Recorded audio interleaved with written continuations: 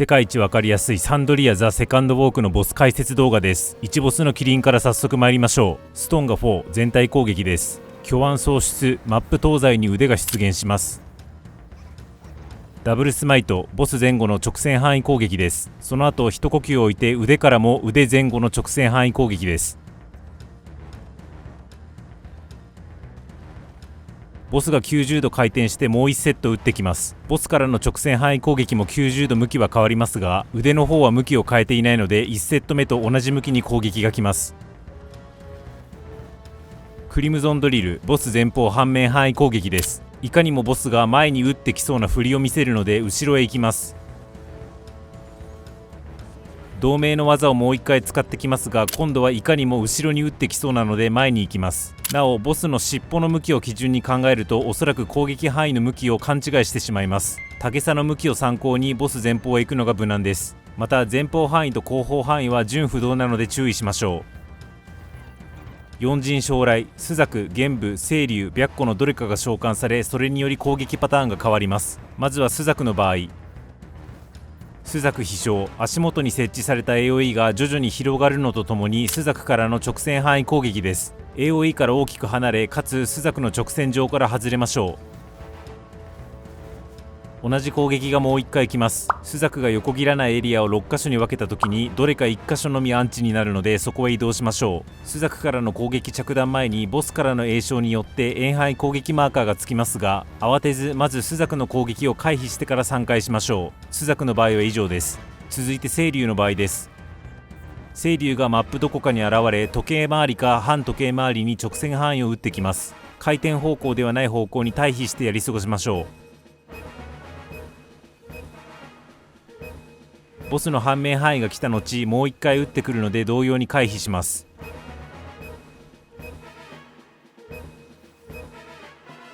何人かに遠範囲マーカーがつくので適当に3回します。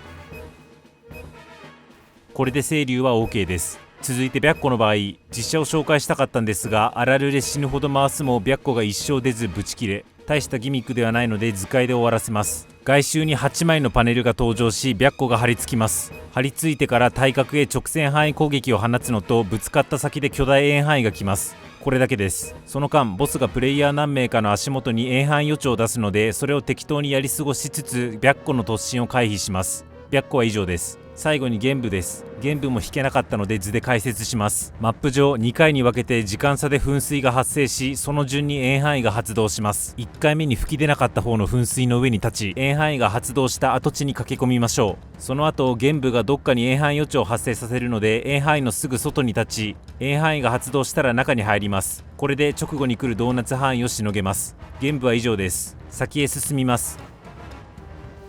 再びマップ東西に腕が出現します。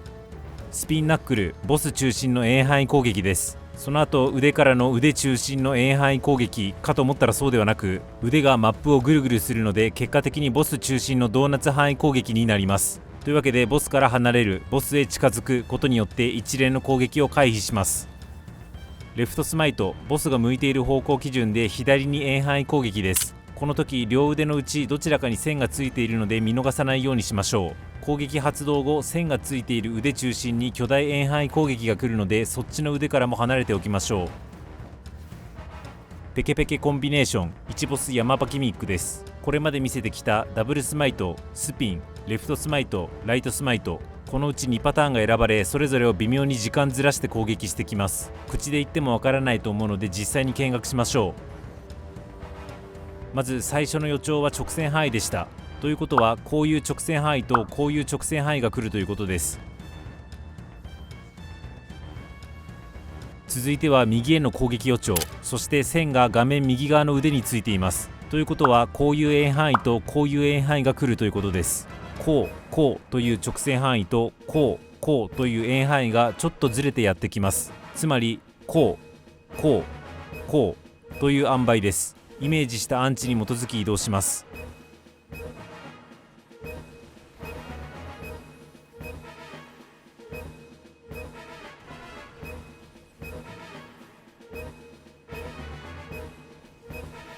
これで OK です。今回は簡単な例ではありましたが、近年のギミックにしては珍しくパターンがやけくそに多く、脳死法が思いつきませんでした。というわけで数を紹介して慣れていただく方針にします。これで全部を紹介しきれてるわけではないんですけれども、難しい例含めて残り3パターン紹介するので、こういうアンチのパターンもあるんだなというのをなんとなく頭に入れた上で臨みましょう。1パターン目、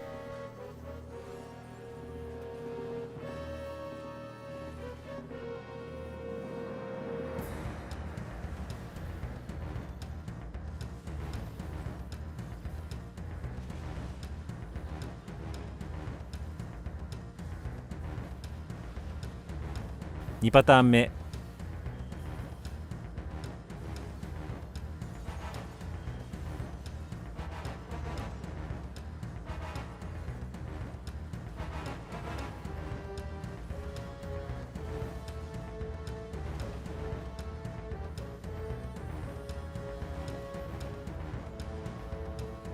3パターン目、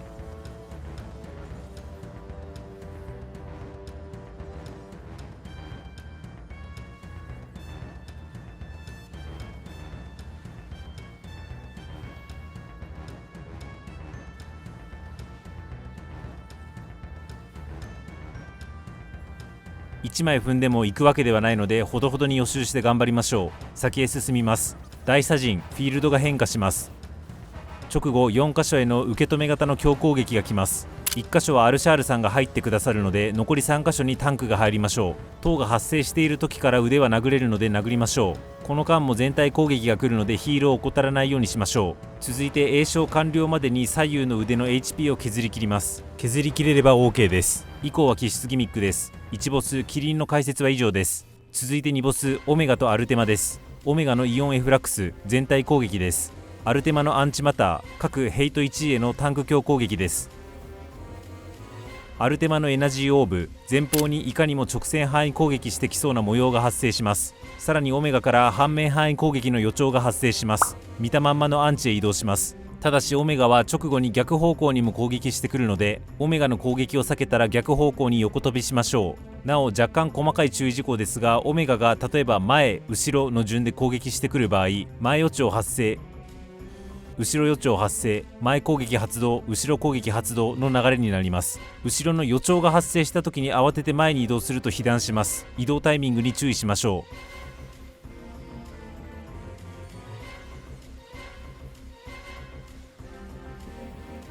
アルテマのトラクタービームいかにも叩き落としてきそうな予兆が発生します。風上に移動しましょう。ただし風上に謎のサイズ感の飛空艇が発生しているので、飛空艇の直線上に立たないようにしましょう。直後ランダム数名へ円範囲マーカーがつくので3回します。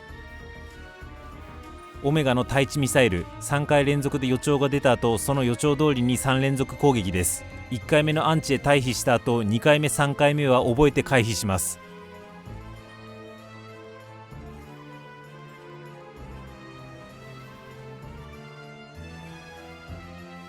この間再び北から直線範囲予兆も発生するので、3回目を避け切った後直線範囲も避けましょう。そして円範囲マーカーを処理するために3回します。続いてアルテマから地面に怪しい線が伸び、そこに反射板が設置されます。そして再び直線範囲予兆が発生します。なるほどね、反射板でビーム反射されるんだろうと思いがちですが、中途半端にしか反射してくれないらしく、ちゃんと反射板の後ろまで直線範囲攻撃が来た後に反射板で角度が変わり再び攻撃が発動します。つまり反射板の後ろは全然安全ではないので注意しましょう。オメガの予測射撃ランダム数名へ4方向のうちどっちかに微妙に動く予兆が発生します。今回自分にマーカーがつきませんでしたが、後ほど同じ攻撃で自分にマーカーがつくのでそちらで説明します。続いて1箇所に集められ、制限時間内に緑色のエリアまで移動する必要があります。まあまあ時間に余裕はあるので、慌てずアンチを経由して奥側へ移動しましょう。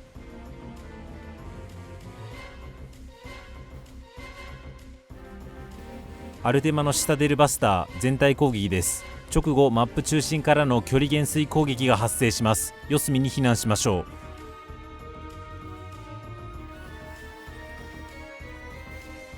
ここで先ほど自分にマーカーがつかなかった攻撃が自分についたので解説します。対処方法だけ言っちゃうんですけれども、頭上の5分割されたカウントが0になる瞬間、もうちょい正確に言うと0になる瞬間というよりは0になったのを一瞬見届けてから予兆が動いている方向と逆方向に動くとうまく回避できます。カウントダウン中、予兆の進行方向を確認して0、はい、動く。こんな感じ。0の時にもう動いているのではなく、0、はいという感じで一瞬だけ0を見届けてから動きましょう。反射板が複数枚設置されます。どんな反射になるかイメトレしてみましょう。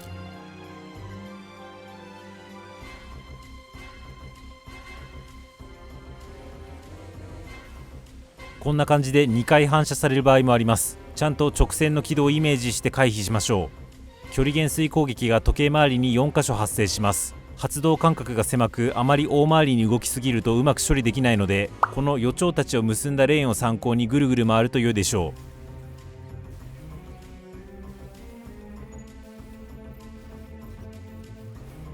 アルテマの直線範囲とオメガの直線範囲の複合です。直線範囲に被弾しない、かつオメガの初撃の反面に被弾しない位置に立ち、やり過ごした後すぐにオメガを挟んで逆サイドに横飛びしましょう。以降は気質ギミックです。2ボスオメガとアルテマの解説は以上です。続いて3ボスカムラナートです。スピリッツソード全体攻撃です。決戦場、決戦場、分かりにくいんですけれども、足元にダメージ重化が発生します。踏むとダメージプラス継続ダメージデバフがつくので踏まないようにしましょう。魔法剣ボス周囲に6色のうちどれか2色のエフェクトが発生します。覚えておきましょう。今回は土と氷でした。魔法剣撃6方向への奥義範囲攻撃ですけれども、さっきエフェクトが出た2箇所の色の AOE が拡大します。拡大する AOE がどれか特定し、安全な方向へ移動しましょう。この時足元のダメージ床の存在を忘れて踏む人が大勢います。絶対に踏まないようにしましょう。同じ攻撃がもう1セットきます。今回はたまたまさっきと同じ土と氷でした。今回は奥義範囲ではなく直線範囲の予兆が発生します。とにかく細かいこと考えず2つの色から思い切り離れましょう。なお直線範囲と奥義範囲は順番が逆の場合もあるので注意しましょう。また個人的に土と雷、氷と水の差が分かりにくいです。色だけではなくエフェクトや音にも注目して6属性のうちどの属性なのか判断するようにすると無難です。強切り各ヘイト1への直線範囲強攻撃です。タンクは他の人を巻き込まないようにしましょう。降臨剣ボス前後の直線範囲攻撃後、発生した剣先の方向へ直線範囲攻撃が来ます。見たまま回避します。大風車ボス中心の円範囲攻撃後、ボス前方への反面範囲攻撃です。攻撃発動前、ボスがいやらしくちょっと体をひねるので、ボスを見ていると攻撃の方向が分かりにくいです。竹差を参考にボスの背面へ移動しましょう。クリスタル召喚演出技です。マップが3方向出っ張る形に変形することを認識しておきましょう。マップ変形直後、唐突に無影響で痛い全体攻撃が来ます。次の攻撃に備え直ちにヒールしましょう。旋回降臨剣バカクソ痛い全体攻撃です。普通に壊滅しかねないので軽減バリアしっかり入れましょう。エソテリックリージョンマップ出っ張り部分が潰れるとともにクリスタルが出現します。クリスタルリンケージボス中心に輪が拡大し、拡大しきった後同じ色のクリスタルから巨大円範囲が来ます。輪そのものには攻撃判定はないので、何も考えず輪の色と同じクリスタルから離れれば OK です。直後に円範囲マーカー攻撃が来るので3回します。現行進分身が発生し、そこから直線範囲攻撃です。分身が向いている方向上に立たないようにしましょう。分身の前方への攻撃ではなく分身の前後への直線範囲なので勘違いしないようにしましょう。シールドバッシュボスからのノックバック攻撃です。マップ出っ張り部分に飛ぶようボス足元へ移動しましょう。ただアムレン剣術魔が有効なのでここで使うのもありです。バニッシュ4頭割り攻撃です。頭割り対象者へ全員集合しましょう。以降は気質ギミックですが、より複雑になっているところがあるのでそこだけご紹介します。魔法剣で発生するエフェクトが3色に増えます。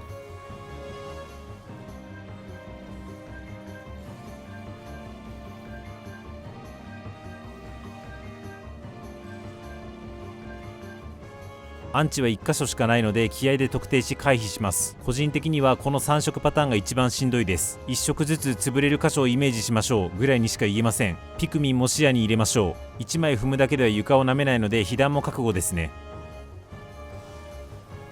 3色魔法剣の別パターンで直線範囲の予兆が発生する場合です。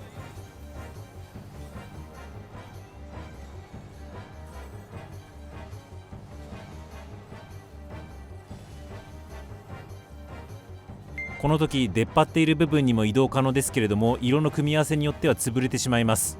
マップの円形部分に必ず1箇所以上アンチは残るので、マップの出っ張っている部分は頼らない方が無難です。続いて拡大する輪が2色になっています。落ち着いて1色ずつクリスタルから離れましょう。あまり大回りに離れすぎると次のアンチに間に合いません。離れたいクリスタルを正面に見たとき、タゲサより少し外側に移動すれば回避できるので、タゲサ周りでちょこまかと動くと安定しやすいです。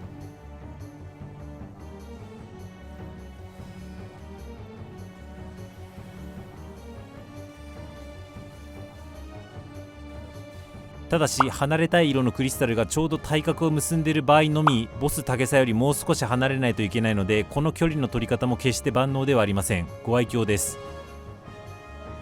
先ほどと同じノックバック攻撃ですが、同時に分身が2体発生しています。出っ張っている3箇所のうち分身の直線上にない1箇所へ飛ばされるようにしましょう。決め打ちでアムレン剣術魔を使うと分身の直線上にさえいなきゃ OK というより単純なギミックになるのでおすすめです。以降は気質ギミックです。3ボスカムラナートの解説は以上です。最後に4ボスエルドナーシュです。ウラノスカスケード各ヘイト1位への遠範囲強攻撃です。タンクは他の人を巻き込まないようにしましょう。クロノススリングカードみたいなやつが球場に集まっています。この場合はボス中心の遠範囲攻撃なのでタゲサ外に回避しましょう。攻撃範囲はタゲサよりも少し広いので注意しましょう。さらにカードが左右どちらかによりそちらの方向に反面範囲攻撃が来ます。カードが寄っていない方向に移動して回避しましょう。ボーテクス連続全体攻撃かつ地面への遠範囲攻撃かつ特定何名かへの遠範囲マーカー攻撃です。避けたり3回するだけですけれども痛いのでヒール軽減しっかり入れましょう。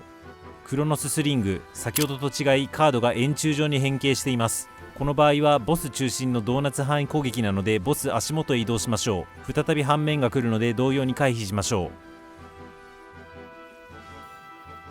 ワープ四隅のどこかにワープするので予兆が発生している四隅のさらに外側へ移動します。外側に移動できてないと直後のスリップ画でダメージプラス睡眠になってしまいます。睡眠はエスナで解除可能なのでヒーラーは適宜対処しましょう。ガイアストリーム進行方向へ順次発動する直線範囲攻撃です。おすすめの避け方としてはまずボス足元のここに移動します。隣の AOE が発動したらちょんと移動します。これだけです。ボス足元に移動するというのが肝心で、こうしておくと後の類似ギミックも楽にこなせるようになるので今のうちにそう動いておきましょう。オメガジャベリン何名かへの遠範囲マーカー攻撃です。ただし着弾後も少しとどまり時間差で着弾地点へもう1回遠範囲攻撃が発動するのでマーカー対象者は外周へ大きく移動しておくと親切です。デュプリケートマップを 3×3 の9マスに分割した時どこか1マスに四角が設置されます。そこから上下左右1マスに拡大して攻撃が着弾します。見たまま避けましょう。これが数が増えてもう1セットきます。見たまま避けましょ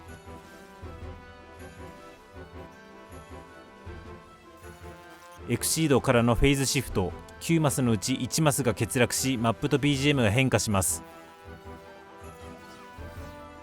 再び8マスのうち2マスに対し十字に広がる攻撃予兆が設置されます。先ほどと同じ攻撃かと思いきや次にもうひとひねり攻撃が来ます。ビジョン・オブ・パラダイス攻撃予兆1マスと空いている1マスが線でつながります。これらのマスが入れ替わった後に攻撃が発動します。アンチの見分け方ですが結構シンプルに見分けることが可能で、まず入れ替わらない方の予兆を十字で潰します。次に空いている1マス中心に十字で潰します。残りがアンチです。